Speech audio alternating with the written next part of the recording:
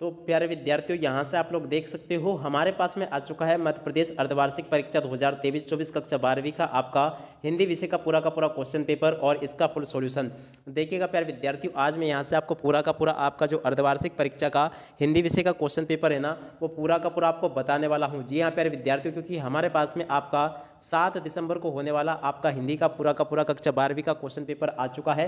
तो इसलिए आप सभी लोगों से रिक्वेस्ट है प्यारे विद्यार्थियों कि यहाँ से आप लोग इस वीडियो को पूरा देख कर जाइएगा, ताकि आप सभी को पूरा का पूरा क्वेश्चन पेपर और इसका फुल सॉल्यूशन अच्छे प्रकार से समझ में आ सके। A to Z क्वेश्चंस बताऊंगा प्यारे विद्यार्थियों, यहाँ से मैं आपको एक भी क्वेश्चन मिस नहीं होगा अगर आपने इस वीडियो को पूरा लास्ट टाइम तक देख लिया और समझ लिया तो चलिएगा आप आगे बढ़ते हैं, देखते हैं समझते हैं अर्धवार्षिक परीक्षा 2023-24 कक्षा 12वीं का आपका हिंदी विषय का पूरा क्वेश्चन पेपर और इसका सॉल्यूशन, ताकि प्यारे विद्यार्थियों आप सभी को पूरा का पूरा क्वेश्चन पेपर अच्छे प्रकार से समझ में आ सके। तो चलिएगा आप आगे बढ़ते हैं, देखते हैं समझते हैं कि अर्धवार्षिक परीक्षा 2023-24 कक्षा 12वीं का आपका हिंदी विषय का पूरा क्वेश्चन पेपर कैसा आया है और आप सबको इसका सॉल्यूशन किस प्रकार से पूरा कंप्लीट कर लेना चाहिए। तो देखिएगा प्यारे विद्यार्थियों, टोटली आपसे 32 नंबर के तो ऑब्जेक्टिव क्वेश्चन पूछे जाते हैं।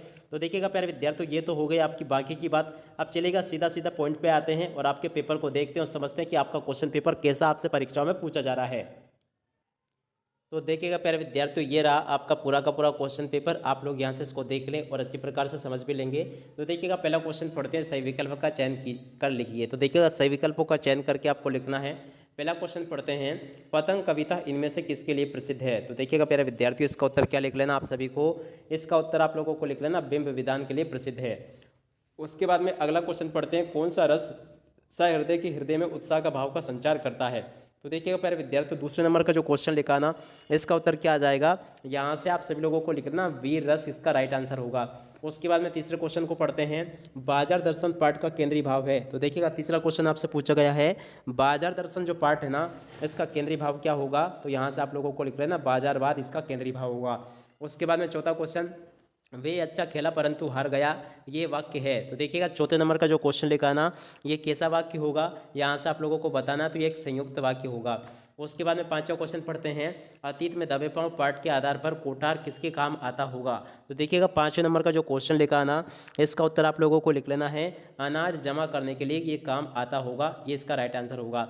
उसके बाद में छठे नंबर के क्वेश्चन को देखते हैं, क्या लिखा है, इनमें से कौन सा पत्रकार का प्रकार नहीं है। तो देखिएगा पूर्णकालिक, अंशकालिक, संवाददाता या फ्रीलांसर। तो देखिएगा छठे नंबर का जो क्वेश्चन लिखा ना, इसका उत्तर आप लोगों को लिख लेना है संवाददाता, इसका राइट आंसर होगा ये वाला। उसके बाद में प्यारे विद्यार्थियों अगले क्वेश्चन को देखते हैं, क्वेश्चन नंबर 2, जिसमें कि आपसे रिक्त स्थानों की पूर्ति पूछी जाएगी। तो देखिएगा प्यारे विद्यार्थियों, आप सभी लोग यहाँ से रिक्त स्थानों की पूर्ति को देख ले, कर ले और समझ लें। पहला क्वेश्चन पढ़ते हैं, तुमने को सहूलियत से बरतना कभी नहीं सीखा। तो देखिएगा यहाँ पर आपको क्या लिखना होगा, भाषा, इसका प्यारे विद्यार्थी उत्तर आ जाएगा, तुमने भाषा को सहूलियत से बरतना कभी नहीं सीखा।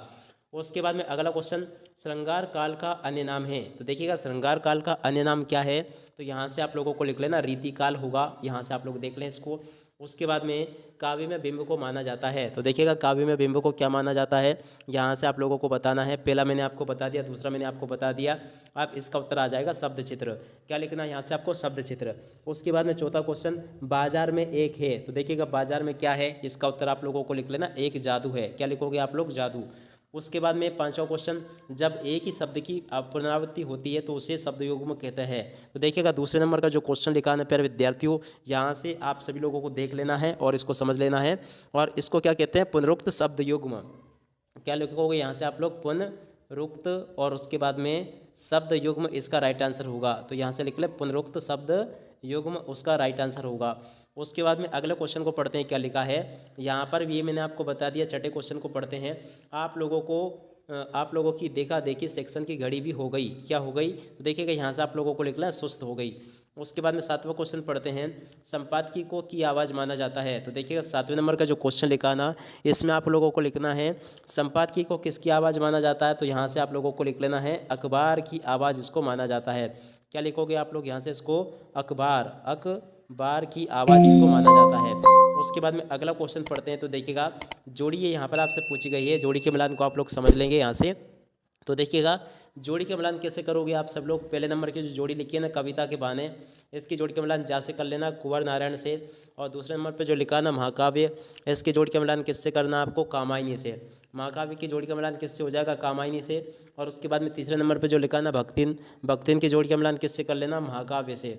और उसके बाद में अगला जो लिखा ना, अर्थ के आधार पर वाक्यों के प्रकार, चौथे नंबर पे इसकी जोड़ के मिलान आप लोग 8 नंबर से कर लें। और उसके बाद में जूझ 5 नंबर पे जो लिखा है इसकी जोड़ के मिलान कर लेना आपको डॉक्टर आनंद यादव, कहाँ पर लिखा है ये जूझ की जोड़ के मिलान इससे हो जाएगा। छठे नंबर का जो क्वेश्चन लिखा ना इसमें आपको लिख लेना बैकग्राउंड रिपोर्टर, ये इसकी जोड़ के मिलान इससे हो जाएगा बैकग्राउंडर। तो इस प्रकार से आप सभी लोग इसको देख लें। और उसके बाद में देखिएगा प्यारे विद्यार्थियों क्वेश्चन नंबर 4 को देखते हैं, जिसमें कि आप सबसे एक शब्द या फिर एक वाक्य में उत्तर पूछे गए हैं। तो पहला क्वेश्चन पढ़ते हैं, राम की शक्ति पूजा कविता के रचनाकार है। तो देखिएगा राम की शक्ति पूजा जो कविता है उसके रचनाकार कौन है। तो देखिएगा यहाँ से आप सब लोग लिख लेंगे सूर्यकांत त्रिपाठी निराला।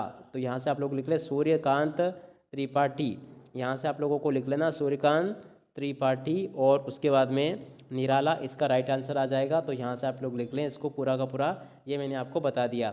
उसके बाद में अगला क्वेश्चन पढ़ते हैं, विस्तृत कलेवर वाले काव्य को क्या कहते हैं। तो देखिएगा प्यारे विद्यार्थियों इसको कहा जाता है महाकाव्य। क्या कहते हैं इसको? महाकाव्य इसको कहते हैं।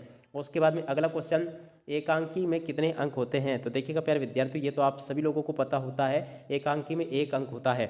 उसके बाद में अगला क्वेश्चन, बद्री केदार के रास्ते कैसे हैं। तो देखिएगा प्यारे विद्यार्थियों इसका उत्तर आ जाएगा ऊबड़ खाबड़ है। क्या लिखना है यहाँ से आपको? ऊबड़ और उसके बाद में खाबड़ है। तो बद्री केदार के रास्ते कैसे हैं? ऊबड़ और खाबड़ है। उसके बाद में अगला क्वेश्चन पढ़ते हैं, क्या लिखा है, गागर में सागर भरना मुहावरे का अर्थ है। तो देखिएगा गागर में सागर भरना मुहावरे का अर्थ होता है कम शब्दों में अधिक बात को बोल देना।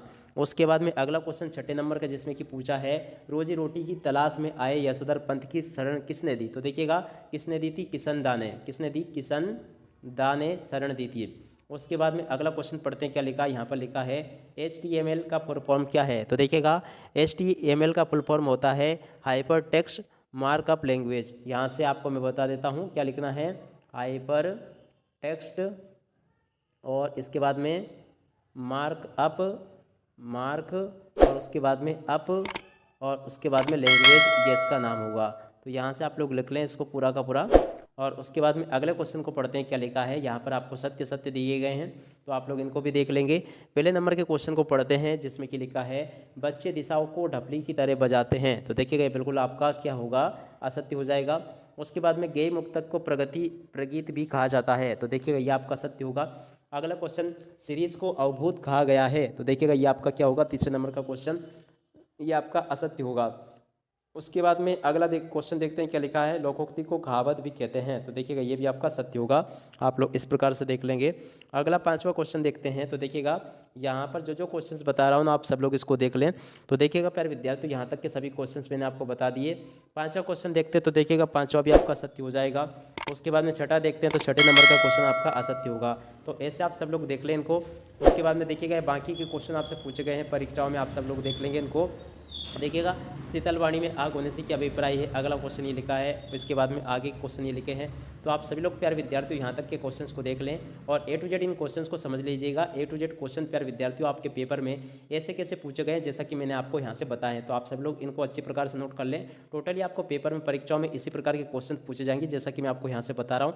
अब प्यारे विद्यार्थियों इसी के साथ में इस वीडियो को यहीं पर समाप्त करते हैं। नमस्कार, जय हिंद, जय भारत।